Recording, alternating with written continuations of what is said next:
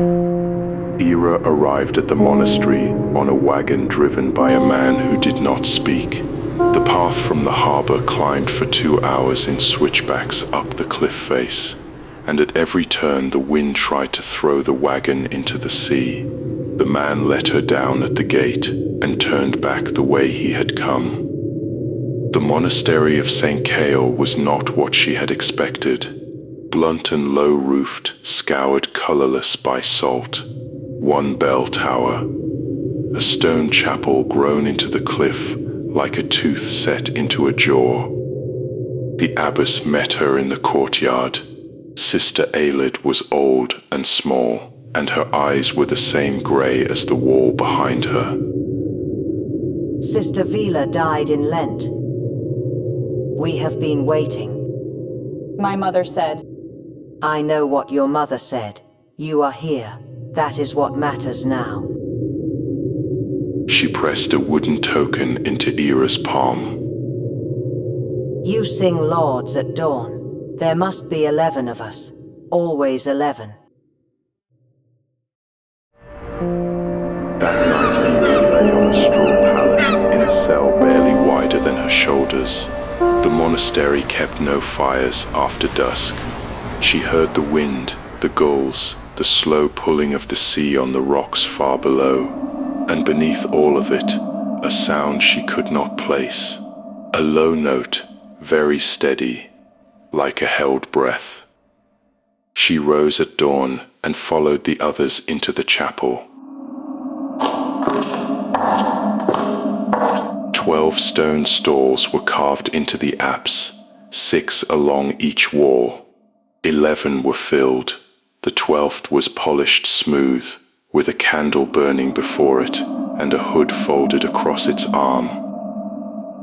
Whose stall? She whispered to the sister beside her. The sister, young, freckled, hands raw with cold, gave her a long, sidelong look. Hares, the listeners, don't speak of it during the office. The office began, 11 voices in the dark stone, the long Latin syllables curling around each other.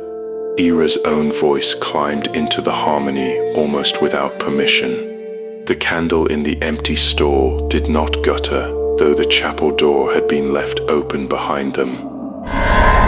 When the office ended, the silence settled against her ribs like a hand.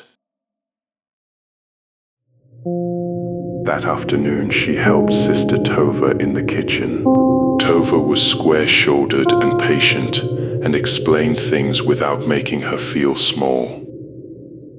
There must be 11 for every office.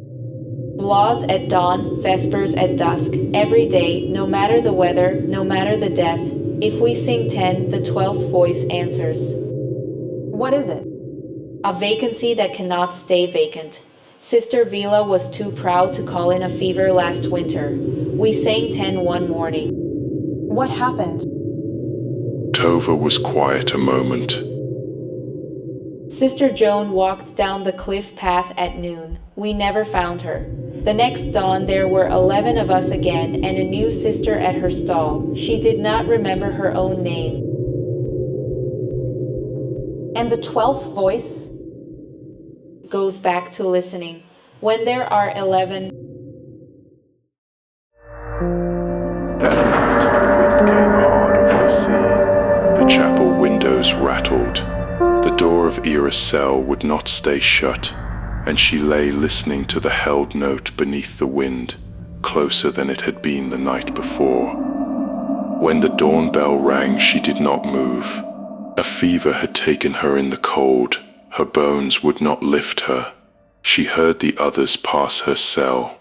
She heard the office begin. She counted the voices. 10. The 11th voice answered. It came from below the chapel floor, and it was singing a part she had never been taught.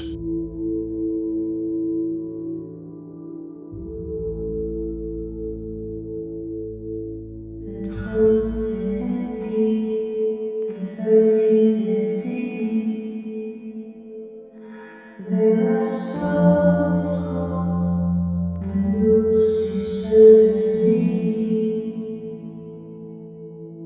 rose anyway, drawn by something that was not curiosity. Through the gap beneath her cell door, she could see down the corridor to the chapel. The candle in the 12th stall was still burning. A long pale shape was leaning into the stall, taking up its part. When the office ended, she waited a long time before she opened the door. The corridor was empty. The chapel was empty. Sister Tova was not in the kitchen. By dusk there were 11 of them again. The new sister stood in Tova's stall, hood folded across her arm, eyes the same grey as the wall behind her.